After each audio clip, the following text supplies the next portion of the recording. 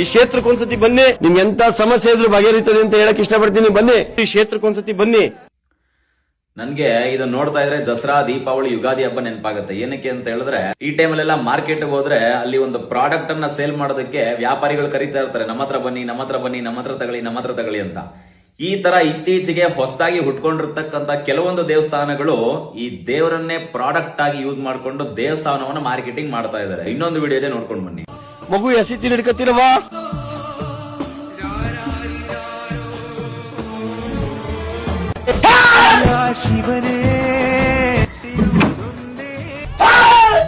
ಈ ಅಪ್ಪ ಮಗುನ ಎಸಿತಾರೆ ನೋಡಿದೀರಾ? ಯಾವ್ದೇ ಮಗು ತಗೊಂಡೋದ್ರೆ ತಗೊಳಮ್ಮ ಕ್ಯಾಶ್ ಹಿಡ್ಕೊ ಅಂತ ಎಸಿತಾರಂತೆ. ಆ ಮಗುನೇನೋ ಜೀವ ಇರುವಂತ ಒಂದು ಜೀವಿ ಅನ್ಕೊಂಡಿದಾರ, ಕ್ರಿಕೆಟ್ ಬಾಲ್ ಅನ್ಕೊಂಡಿದಾರ, ಥ್ರೋ ಬಾಲ್ ಅನ್ಕೊಂಡಿದಾರ, ಗೊತ್ತಿಲ್ಲ.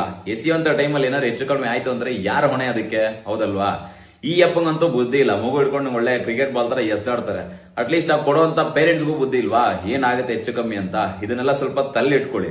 ಇನ್ನೊಂದು, ಯಾರ್ಯಾರು ಈ ಪ್ರಮೋಷನ್ ವಿಡಿಯೋ ನೋಡಿ ಹೋಗ್ತಾ ಇದ್ದೀರಾ, ಅಲ್ಲಿರ್ತಕ್ಕಂಥ ದೇವರನ್ನ ನೋಡೋದಕ್ಕಿಂತ ಹೆಚ್ಚಾಗಿ ಈ ಮೀಸೆ ಬಿಟ್ಕೊಂಡು ಈ ಮೈ ಮೇಲೆ ದೇವ್ರು ಬರುತ್ತೆ ಅಂತ ನಾಟಕ ಮಾಡ್ಕೊಂಡು ಡ್ಯಾನ್ಸ್ ಮಾಡ್ತಾರಲ್ಲ, ಇವರ ನಾಟಕವನ್ನ ನೋಡೋದಕ್ಕೆ ಜಾಸ್ತಿ ಜನ ಹೋಗ್ತಾ ಇದಾರೆ. ಅಲ್ಲಿ ಹೋಗಿ ದೇವರನ್ನ ನೋಡ್ತಾರೋ ಇಲ್ವೋ ಗೊತ್ತಿಲ್ಲ, ಈ ಅಪ್ಪನ ಹತ್ರ ಕಷ್ಟಗಳೆಲ್ಲ ಹೇಳ್ಕೊಂಡ್ ಬರ್ತಾರೆ. ನಾನ್ ಕೇಳುವಂತದ್ದು ಒಂದೇ ಕ್ವಶನ್, ಈ ಮನುಷ್ಯ ತನ್ನ ಸ್ವಾರ್ಥಕ್ಕೋಸ್ಕರ ನನ್ನ ಹೆಂಡತಿ, ನನ್ನ ಮಕ್ಕಳು, ನನ್ನ ಮನೆ, ನನ್ನ ಭೂಮಿ ಅಂತ ಸ್ವಾರ್ಥಕ್ಕೋಸ್ಕರ ಕ್ವಶನ್ ಕೇಳ್ಕೊಂಡು ಪರಿಹಾರಗಳನ್ನ ಕೇಳ್ಕೊಂಡು ದೇವರ ಹತ್ರ ಹೋಗ್ತಾರೆ.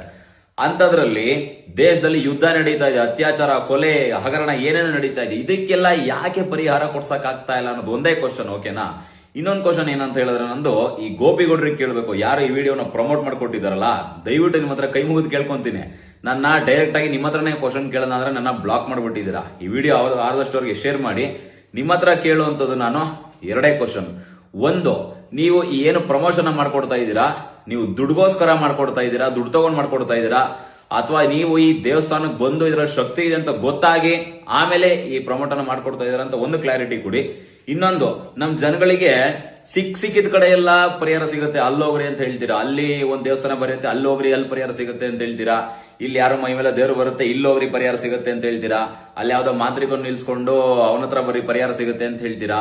ದಯವಿಟ್ಟು ನಮ್ ಜನ ಮಾಡೋ ಕೆಲಸವನ್ನ ಬಿಟ್ಬಿಟ್ಟು ಪರಿಹಾರಕ್ಕೋಸ್ಕರ ಹುಡ್ಕಾಡ್ಕೊಂಡು ನಿಂತಿದ್ದಾರೆ. ದಯವಿಟ್ಟು ಗೋಪಿಗೌಡ್ರೆ, ಎಲ್ಲಿ ಪರಿಹಾರ ಸಿಗುತ್ತೆ ಅಂತ ದಯವಿಟ್ಟು ಒಂದು ವಿಡಿಯೋ ಮಾಡಿ ಬಿಟ್ಬಿಡಿ. ಜನ ಅಲ್ಲಿಗೆ ಹೋಗಿ ಪರಿಹಾರ ತಗೊಂತಾರೆ, ಕನ್ಫ್ಯೂಷನ್ ಆಗ್ಬಿಟ್ಟವ್ರು ಎಲ್ಲಿಗೆ ಹೋಗ್ಬೇಕು ಅಂತ. ಇದು ಒಂದು. ನಾನ್ ಕೊನೆಯದಾಗಿ ಹೇಳುವಂತದ್ದು ಒಂದೇ ಮಾತು, ಹಿಂದಿನ ಕಾಲದಲ್ಲಿ ನಮ್ಮ ಕರ್ನಾಟಕದಲ್ಲಾಗಿರ್ಬೋದು, ನಮ್ಮ ಇಂಡಿಯಾದಲ್ಲಾಗಿರ್ಬೋದು, ಹೊಯ್ಸಳರಾಗಿರ್ಬೋದು, ಕದಂಬರಾಗಿರ್ಬೋದು, ಚೋಳಾಸ್ ಆಗಿರ್ಬೋದು, ಎಂತೆಂತ ದೊಡ್ಡ ದೊಡ್ಡ ದೇವಸ್ಥಾನ ಕಟ್ಸಿದ್ದಾರೆ, ಎಂತ ಪುರಾತನ ದೇವಸ್ಥಾನಗಳನ್ನ ಕಟ್ಸಿದ್ದಾರೆ.